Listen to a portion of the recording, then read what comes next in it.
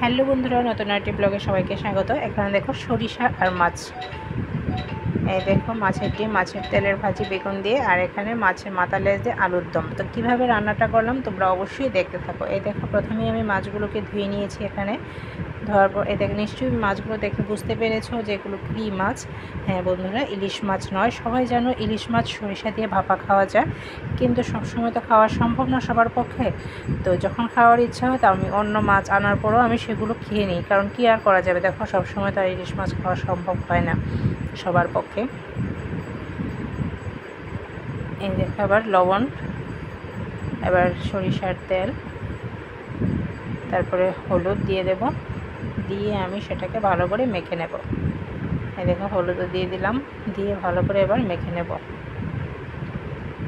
এই দেখো ভালো করে মাছগুলোর গায়ে লাগিয়ে দেব সবগুলো। তারপরে এটাকে আমি একটা কড়াইয়ের মধ্যে জল দিয়ে বসিয়ে দেব।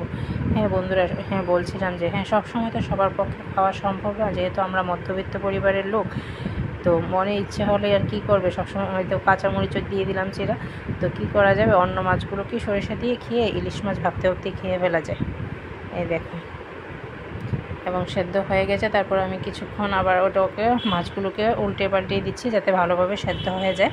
এবং সত্যি কথা বলতে কি বন্ধুরা, সত্যি ইলিশ মাছের মতন লেগেছে, খাওয়াটা খুব ভালো হয়েছে, দুর্দান্ত হয়েছে। তো এই দেখো আমি আবার আরেক দিক দিয়ে গ্যাসও বাঁচিয়ে নিয়েছি। আলুর দম করবো বলে যে আলুটা সেদ্ধ করব, ওই দেখো ওইটার জলটার মধ্যেই আমি আলুগুলো দিয়ে দিয়েছিলাম সেদ্ধ। মানে একবারই দুটো কাজ করে ফেলেছি, একদিকে মাছ সেদ্ধ, একদিকে আলু সেদ্ধ। এই দেখো আলু সিদ্ধ করে দিয়েছি ওই জলটাতে।